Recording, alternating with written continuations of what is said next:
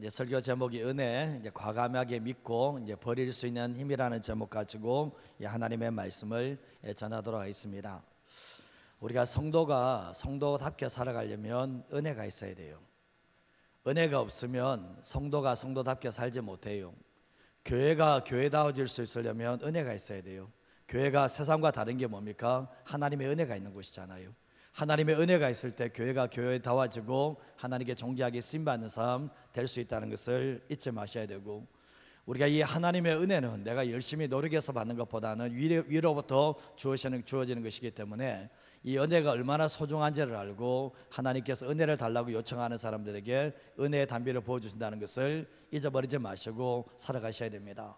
어쩌면 삶을 살아갈 때 내 삶의 문제보다 더 중요한 것이 은혜가 더 중요해요. 은혜를 받으면 문제도 해결되어지고, 은혜를 받으면 내 삶의 모든 것이 감사의 요건이 되지만, 은혜가 떨어지는 순간부터 내 삶이 아무리 좋다 할지라도 내 안에 결국 만족이 없는 삶을 산다는 것을 잊어버리지 마시고 살아가시기를 주님의 이름으로 축복합니다. 영성가인 이제 로널드 롤하이가 전해주는 한 농부의 우화가 있습니다. 이 우화가 인터넷에도 나오니까 제가 잠시 설명을 드리면, 지중해 크레타 섬에 자신의 삶을 사랑하는 한 농부가 있었습니다. 이제 이 크레타의 흙과 또 씨를 뿌리는 일과 농작물을 수확하는 일, 섬에서 함께 살아가는 친구들, 그리고 음식을 사랑하면서 살게 되었는데, 크레타를 얼마나 사랑했는지 끔찍이 사랑하게 되었습니다. 근데 어느 날 자신에게 죽음이 임박했다는 것을 알게 됩니다. 그러면서 이 한 줌의 크레타 섬의 흙을 들고 오른손에 쥐고 천국문에 이르게 됩니다. 근데 천국문이 활짝 열리고 누가 나오냐면 베드로가 이제 마중을 나오게 되었습니다. 그러면서 이 크레타 섬에서 이제 죽은 이 농부에게 베드로가 하는 말 자체가, 멋진 인생을 사셨군요. 문 안에 당신이 거할 곳이 있으니까, 하지만 그 움켜져 있는 흙을 버리지 않으면 이 문 안으로 들어올 수 없습니다. 이런 얘기를 해주게 되었습니다. 그때 이 한 농부가 왜 이 흙을 버려야 되죠? 이 흙은 내 인생이며 내 사랑하는 아내와 아이들이 있는 크레타의 흙입니다. 그런데 왜 버려야 됩니까? 질문을 하게 되었습니다. 그러면서 나는 이 흙을 버릴 수 없습니다 라고 했을 때 베드로가 했던 말 자체가, 도착해 보면 알 것입니다. 하나님의 이 흙보다도 더 좋은 것을 주실 것입니다 라고 설득을 하게 되지만, 이 부탁을 거절하면서 결국은 베드로는 떠나고 천국문은 닫히게 됩니다. 근데 잠시 후에 또다시 천국문이 열리면서 여자 어린아이가 나와서 이 농부를 맞이합니다. 그러면서 소녀는 정말 흙을 버리라고 설득하지 않고 그냥 소녀는 가까이 와서 이 농부의 손을 붙잡습니다. 손을 붙잡는데 그때 손은 저절로 펴지면서 이 크레타 섬의 흙이 바닥으로 쏟아졌다는 얘기입니다. 그제서야 이 소녀는 이 농부를 천국 안으로 안내할 수가 있게 되었는데, 이 우화가 말하고자 하는 핵심이 뭐냐? 우리가 천국에 들어갈 때는 손을 펴야 된다는 거예요. 손을 펴야 되고 이 땅의 것을 버려야 된다는 것을 얘기하고 있고, 천국을 향한 순례자는 버리는 길이며 신앙의 삶은 버리는 연습이라는 것을 얘기하고 있는 거예요. 우리가 이 자리에 들으면 맞아, 우리가 맞는 거야 생각할 수 있습니다. 그러나 우리가 삶을 살아갈 때 천국 가는 그 여정길은 우리가 잡고 있는 것을 버리는 연습의 삶인데, 우리는 그런 삶을 살고 있는가를 한번 되돌아보셔야 됩니다. 혹여나 버리는 연습을 하는 게 아니라 계속해서 뭐가 천국에 갈 때까지 움켜쥐는 삶을 살고 있는 것은 아닌가, 그린 어리석은 삶을 살고 있지는 않은가 한번 되돌아보시는 삶이 되셨으면 합니다. 근데 우리가 보면 삶을 살아갈 때 나는 아니라고 생각하거든요. 항상 보면 저 사람은 그런 것 같은데 나는 아니야, 이런 생각을 가질 수가 있는데, 조심하셔야 될 것이 다른 사람을 보기 전에 내 자신을 보는 것이 더 중요하다는 것입니다. 잠언 30장 15절에서 16절 말씀을 한번 읽어볼까요? 거머리에게는 두 딸이 있어 다오 하느니라. 족한 줄을 알지 못하여 족하다 하지 아니하는 것 서너시 있나니, 곧 스올과 아이 배지 못하는 태와 물로 태울 수 없는 땅과 족하다 하지 아니하는 불이니라. 거머리가 보면 계속 우리가 시골에서 보면 강에다 가면 거머리가, 노대에 가면 거머리가 붙을 때가 있거든요. 근데 이 거머리는 사람의 피를 먹을 수 있을 때까지 먹잖아요. 근데 보면 거머리에게는 두 딸이 있는데 이 두 딸이 뭐냐 보면 항상 부족해서 다오 한다는 거예요. 근데 족한 줄을 알지 못해서 족하지 아니하다는 서너 가지가 있는데, 첫 번째가 소울, 음부입니다. 지옥입니다. 지옥은 어떤 사람을 다 받아내도 절대로 만족하지 않는다는 거예요. 그리고 아이 배지 못하는 태와 물로 채울 수 없는 땅과 그리고 족하지 아니하는 불이다. 불은 모든 것을 태워도 결국 뭡니까? 족하다 하지 않는다라고 얘기하는 거예요. 그리고 여기에다 한 가지 더 덧붙인다면 사람의 욕심이에요. 사람의 심령은 정말 이렇게 결국은 뭐죠? 아무리 많은 것을 가져도 족하다 하지 않는다는 것을 알게 되는 거예요. 세상 사람들은 끊임없이 얻기 위해서 살아갑니다. 세상의 것이 전부로 여겨지기 때문에 다른 사람들보다 더 많이 얻어야 되고 더 많이 누리는 삶을 살려고 합니다.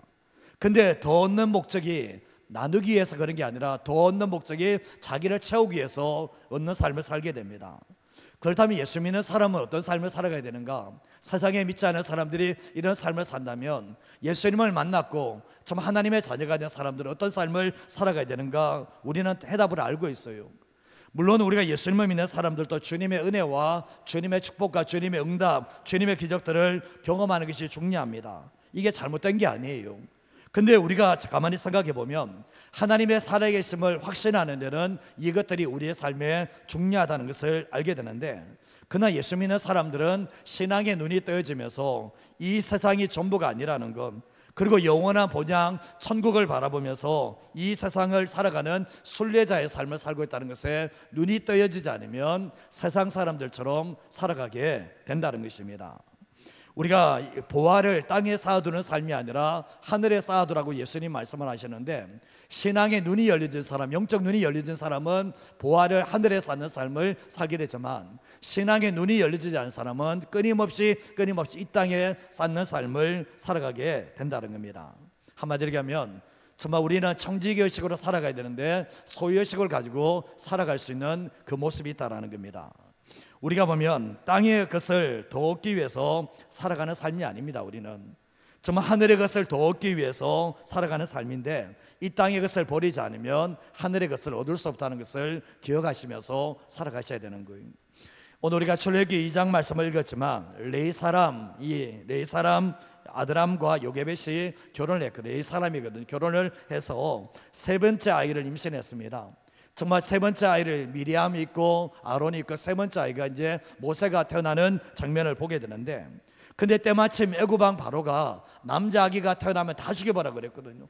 시보라와 보아에게 남자 아이가 태어나면 다 죽여버리라고 했는데, 이 시보라와 보아의 신앙을 통해서 이 모세가 살아나는 역사가 있게 되었지만 3개월이 되는 때에 애가 자꾸 크면 자꾸 울지 않아요. 그래서 더 이상 숨기지 못한다는 것을 알게 되면서 오늘 말씀해 보면 그의 부모가 이 아이를 갈대 상자에 실어서 나일강에 떠나보내는 이런 모습을 보게 되는 거예요. 자, 오늘 말씀으로 첫 번째로 하시는 게 뭔가 같이 한번 읽어보겠습니다. 은혜는 하나님만을 믿고 맡기는 위험한 선택을 하게 합니다. 신앙생활할 때 하나님 믿고 하나님께 맡기는 위험한 선택을 해본 사람들은 은혜가 있는 사람입니다. 그러나 하나님을 믿고 맡기는 위험한 선택을 해보지 않는 사람은 문의는 그리스도인일지 모르지만 실제적인 그리스도인의 삶을 살았다고 말할 수가 없는 거예요. 내 삶에 하나님 한 분만을 믿고 맡기는 그 선택을 해낼 수 있다는 것은 하나님의 은혜가 없으면 안 된다는 것을 알게 되는 거예요. 마태복음 14장 25절에서 28절 말씀해 보면 밤 사경에 예수님께서 바다 위로 걸어오십니다. 근데 제자들이 바다 위로 누가 걸어오는지를 모르거든요. 그러니까 깜짝 놀랐던 게 누가 걸어오는 거예요. 유령기가 싶어서 무서워하면서 소리를 지르게 되는데, 예수님께서 하시는 말씀이 안심하라 난이 두려워하지 말라고 얘기합니다. 그때 베드로가 하는 말 자체가 만일 주님이 맞으면 나를 명하여 물 위로 걷게 해달라고 요청을 하게 됩니다. 여기에서 밤 사경은 새벽 3시 정도 됐는데, 새벽 3시에 그리고 뭡니까? 예수님이 바다 위로 건너오면 다 유령이가 싶어서 기겁하잖아요. 질색하잖아요. 이게 당연한 모습이거든요. 근데 베드로가 다른 제자들은 지금 다 풍랑이는 이 바다를 바라보면서 기겁해 있는데, 이 베드로는 주님을 보고 있는 거예요. 정말 예수님이 물 위에 서 있는 것을 보고 난 뒤에 베드로가 하는 말 자체가 뭡니까? 만일 주님 맞으면 나를 물 위로 걷게 해달라고 얘기합니다. 그때 예수님께서 뭡니까? 오라고 얘기합니다. 오라고 얘기했을 때 베드로가 어떻게 합니까? 정말 예수님의 말씀을 따라서 바다 위에 물 위로 뛰어내려서 걷게 되었을 때 실제적으로 걷는 역사가 있게 되었지만, 나중에 어떻게 됩니까? 이 풍랑을 바라보면서, 바람을 바라면서 다시 물에 빠지는 일들이 있게 되었습니다. 그러나 대단한 것 중에 하나가 뭡니까? 베드로는 위험한 선택을 했다는 거예요. 정말 예수님 믿고 자신의 몸을 맡기고 위대한 선택을 했을 때, 위험한 선택을 했을 때 결국 뭡니까? 물 위로 걸을 수 있는 하나님의 사람이 될 수 있는데, 이게 바로 은혜의 힘이라는 것을 알게 되는 거예요. 우리의 삶 가운데서도 은혜가 있으면 풍랑과 이 바다를 바라보는 게 아니라 주님 바라볼 때 위험한 선택을 할 수 있고, 우리 또한 물 위를 걸을 수 있는 하나님의 사람이 될 수 있다는 것을 말씀하고 있는 거예요. 출애굽기 2장 2절에서 3절 말씀해 보시면, 이제 여자가 임신하여 아들을 낳았습니다. 이제 아기가 잘생겼다. 이 잘생겼다는 것은 얼굴로 잘생겼다는 게 아니에요. 이런 그 측면은 아닌데, 석 달 동안 그를 숨기게 되는데 더 이상 숨길 수 없게 되니까 뭘 만들었습니까? 갈대 상자를 가져다가 역청과 나무진을 칠하고 아기를 거기다만 나일강과 갈대 사이에 두게 됩니다. 석 달 동안은 키울 수가 있었습니다. 그죠? 석 달 동안은 키울 수가 있었거든요. 근데 석 달 동안은 키울 수가 있었는데 더 이상은 키울 수가 없어서 이 갈대 상자를 가져다가 역청과 나무를 칠한 이유가 물이 들어오지 않도록 하기 위해서 칠하게 되었거든요. 근데 결국은 뭡니까? 이 정말 갈대 상자에 아기를 담아서 나일 강가에 내놓는다는 것은 뭡니까? 정말 부모 입장에서는 이 애, 그죠? 정말 이렇게 강에 버리는 것과 똑같은 행동이라는 것을 우리는 알게 되잖아요. 정말 그러나 어떻게 됩니까? 이 아이를 살리려면 어떻게 됩니까? 이 아이를 살리려면 버려야 되는 거예요. 이 아이를 지금 끌어안고 있으면 어떻게 됩니까? 이 아이는 죽을 수밖에 없는 거예요. 부모 입장에서는 머리로는 합니다. 머리로는 알지만 어떻게 됩니까? 이런 선택을 한다는 것이 얼마나 위험한 선택인지를 모르는 부모는 없다고 생각하거든요. 근데 우리가 어쩌면 이 요게벳이라는 이 부모가 하나님만을 믿고 선택하는 정말 위험한 선택이었고 위험한 모험이었다는 것을 알게 되는 거예요. 입장 바꿔 한번 생각해 봅시다. 정말 애가 지금 정말 이렇게 끌어안고 있으면 애가 죽어요. 근데 이게 지금 버리지 않으면 살릴 수 없는 길이라면 어떻게 됩니까? 믿음의 부모라면, 믿음이 없는 부모라면 같이 죽으려고 그러겠죠. 그러나 믿음의 부모라면 어떤 선택을 해야 되는가? 하나님이 살아계시니까 하나님을 믿고 맡기고 버리는 이 선택을 오늘 이 말씀을 통해서 그의 부모가 하고 있다는 것을 알게 되는 거예요. 이렇게 할 수밖에 없었던 부모의 마음이 얼마나 찢어졌을까? 얼마나 간절할까? 얼마나 하나님께 기도했을까? 이 정말 이 요게벳이라는 이름의 뜻이 여호와의 영광이라는 뜻을 가지고 있는데 얼마나 하나님을 의지하면서 맡겼을까? 충분히 생각하는데, 오직 생명의 주인 되시는 하나님만 믿고 맡기는 은혜 위에 은혜가 있는 모습을 오늘 이 말씀을 통해서 보게 되는 거예요. 역대하 20장 11절에서 12절 말씀 한번 읽어볼까요? 이제 그들이 우리에게 갚는 것을 보옵소서. 그들이 와서 주께서 우리에게 주신 주의 기업에서 우리를 쫓아내고자 하나이다. 우리 하나님이여, 그들을 징벌하지 아니하시나이까? 우리를 치러 오는 이 큰 무리를 우리가 대적할 능력이 없고 어떻게 할 줄도 알지 못하였고 오직 주만 바라보나이다 하고.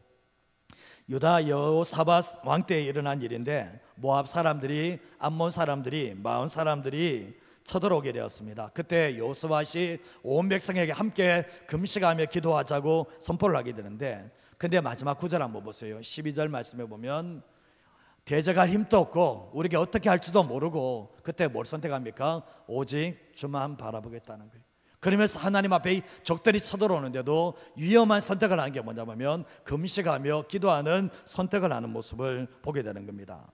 근데 결과가 어떻게 되었습니까? 잘못됐습니까? 하나님 믿고 전쟁 치를 준비하는 게 아니라 금식하며 기도했을 때 뭐가 잘못됐습니까? 그게 아니라 하나님께서 그 전쟁을 승리하게 하시는 하나님의 은혜가 있게 되었던 거예요. 가장 위기의 순간 가운데서 위험한 선택, 오직 주님만 바라보겠다는 이 선택은 은혜가 있어야지만 할 수 있고, 은혜가 있을 때만이 믿고 맡길 수 있다는 것을 알게 되는 거예요. 우리의 삶을 한번 되돌아보고 싶십시오. 나는 하나님을 믿고 맡기는 인생인가? 나는 정말 하나님을 믿고 맡기는 인생인가?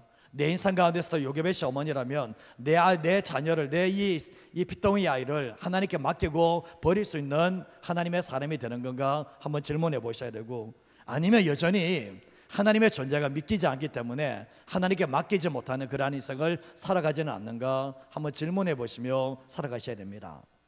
우리의 삶을 살아갈 때 위험한 선택을 안 해보는 사람들이 있습니다.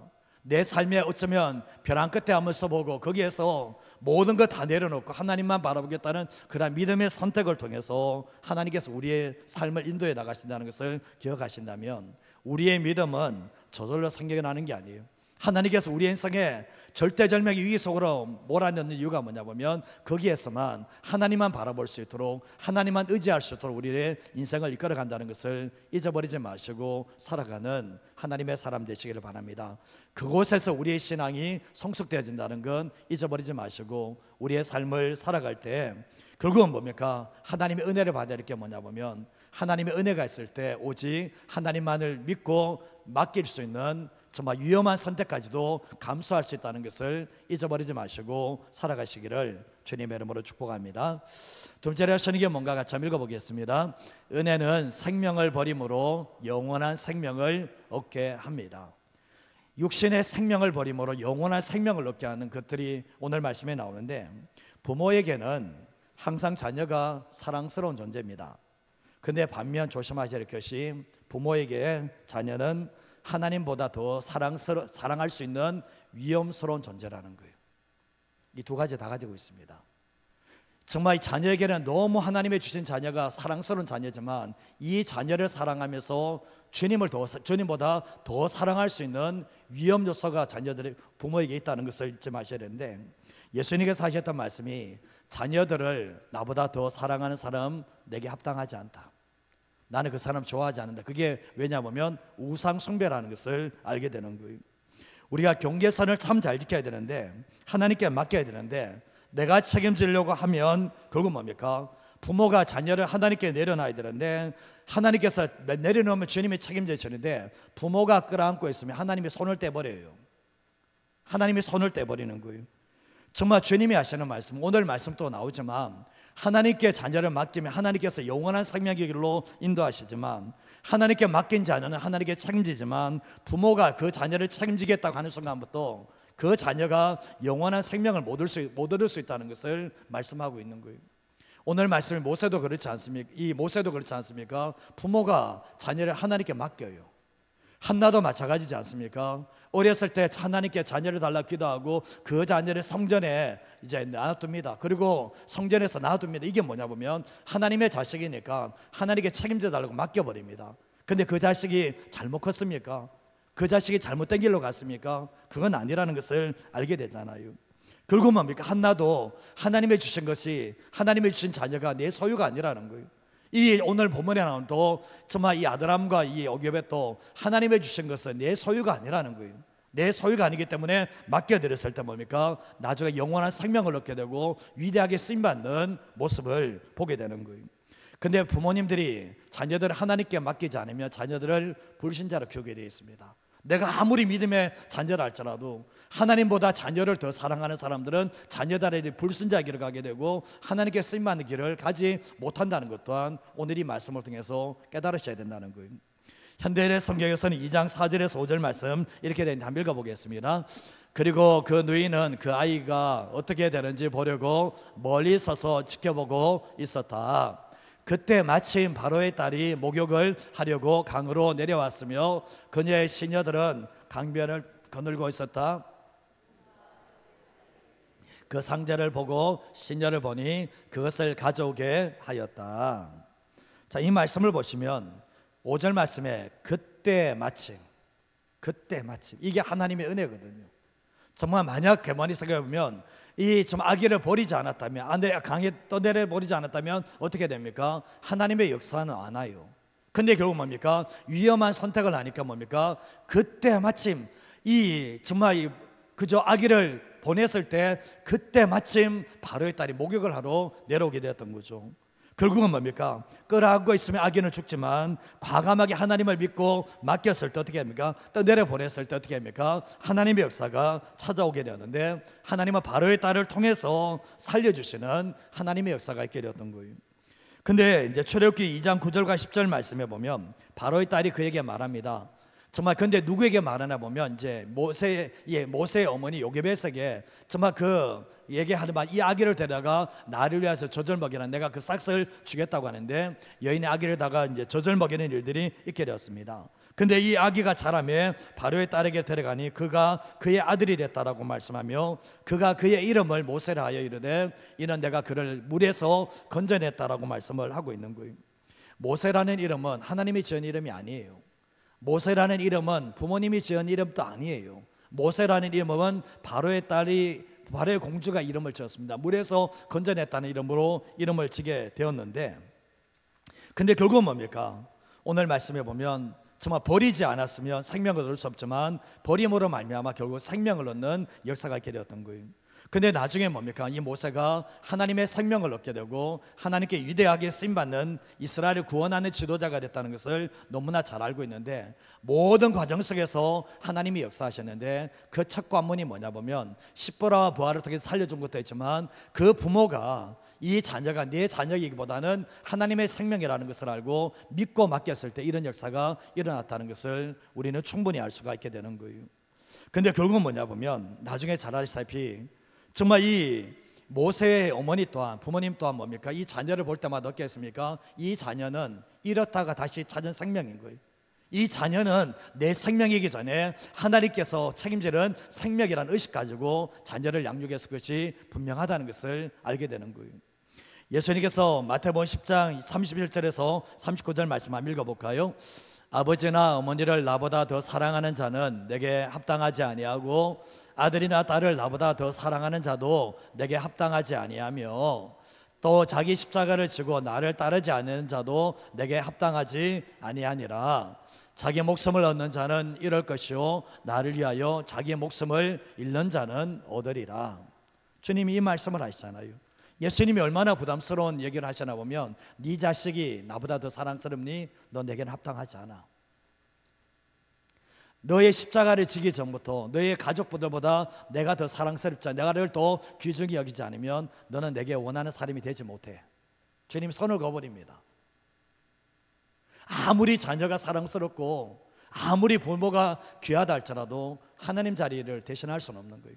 근데 문제는 뭐냐 보면 여기를 너무나 많이 덤나들고 있다는 거예요. 여기 위를 정말 너무나 많이 덤나들고 있다는 거예요. 하나님 앞에 눈밖에 나는 건 별로 무섭지 않아요. 그러나 자녀들에게 위험 사는 것은 싫어서 부모가 어쩌지도 못하는 삶을 사는 사람이 너무나 많은 시대에 살고 있는 거거든요.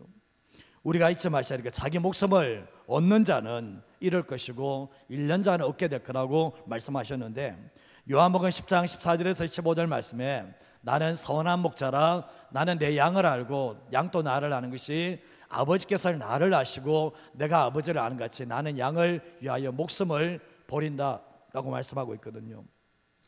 근데 17절과 18절 말씀 우리 마지막 구절인데 한번 읽어보겠습니다. 내가 내 목숨을 버리는 것은 그것을 내가 다시 얻기 위함이니 이로 말미암아 아버지께서 나를 사랑하시느니라. 이를 내게서 빼앗는 자가 있는 것이 아니라 내가 스스로 버리노라. 나는 버릴 권세도 있고 다시 얻을 권세도 있으니 내 아버지에게서 받았노라 하시니라. 아멘. 예수님은 선한 목자이기 때문에 내가 양을 위해서 목숨을 버린다, 그러면서 하시는 말씀입니까? 내가 다시 얻기 위함이다. 17절 말씀에 보면 내가 목숨을 버리는 것은 그것을 다시 얻기 위함이다 이야기하면서 아버지께서 나를 사랑하신다라고 말씀을 합니다. 주님께서는 뭡니까? 주님께서는 생명을 버리셔서 우리를 살리시고 주님은 육신의 생명을 버리시면서 영원한 생명으로 들어가시는 모습이 있다는 것을 말씀하는 거예요. 오늘 우리의 삶 가운데도 마찬가지입니다. 주님을 위해서 마땅히 버리지 말아야 될 것을 버리는 사람을 통해서 하나님이 일하시고 그 사람에게 영생을 주신다는 것을 말씀하고 있는 거예요. 우리가 이제 전능자의 그늘이라는 책을 지었던 짐 멜리엇 선교사의 얘기를 아실 겁니다. 짐 멜리엇 선교사가 젊은 나이에 하나님께 헌신했습니다. 저녁에 헌신하면서 하나님께서 기뻐하시는 영혼 구원, 하나님께서 기뻐하시는 선교에 자기의 목숨을 드리기로 헌신을 하게 되는데, 그래서 4명의 선교사들과 함께 정말 에콰도르 이 아마존 유역에 있는 아우카족에게 복음을 전하러 갑니다. 근데 거기에서 제대로 복음을 전해보지도 못하고 이 아우카족에 의해서 목숨을 잃어버리게 되는데, 총이 있었음에도 불구하고 그 총을 쓰지 않고 자기의 생명을 잃어버리는, 자기의 생명을 버려버리는 일들이 있게 되었습니다. 근데 결국은 나중에 아우카 족에게 뭡니까? 이 짐 엘리엇 선교사의 부인이 들어가서 그들을 섬겨주면서 그 땅 전체가 복음화되어지는 역사가 있게 되었습니다. 순교의 피가 헛되지 않았거든요. 짐 엘리엇 선교사의 생명을 잃어버림을 통해서 정말 모든 사람이 생명을 얻게 되는 역사가 있게 되었습니다. 근데 짐 엘리엇 선교사가 휘튼 대학교 다닐 때에 이런 글을 남겼는데, 어떤 것을 남겼나 보면, 영원한 것을 얻기 위하여 영원하지 못한 것을 버리는 자는 결코 바보가 아니다. 영원한 것을 얻기 위하여 영원하지 못한 생명까지 버리는 것은 결코 바보가 아니다, 이런 얘기를 본인이 하게 되는데, 실제적으로 뭡니까? 영원한 것을 얻기 위해서 영원하지 못한 자기의 생명을 버림으로 말미암아 주님 앞에 존귀하게 쓰임받는 하나님의 사람이 될 수가 있게 되었던 거예요. 정말 자기의 생명을 버림으로 말미암아 수많은 사람들이 구원을 받게 되었는데, 헛된 죽음이 아니었다는 것을 우리에게 말씀하고 있습니다. 우리의 삶을 살아갈 때 보면 은혜가 없으면 어떤지 아십니까? 은혜가 없으면 집착하는 삶을 살게 돼요. 은혜가 없으면 하나님을 안 믿어요. 하나님은 나를 위해 축복을 주는 도구일 뿐이지, 하나님께서 내게 능력을 주시는 도구일 뿐이지, 하나님만 의지하는 삶을 살아가지 못해요. 이스라엘 백성들이 그렇지 않습니까? 이스라엘 백성들이 하나님을 믿고 맡기는 그런 위험스러운 선택을 하는가? 하지 않습니다. 왜냐하면 하나님의 은혜가 없으니까.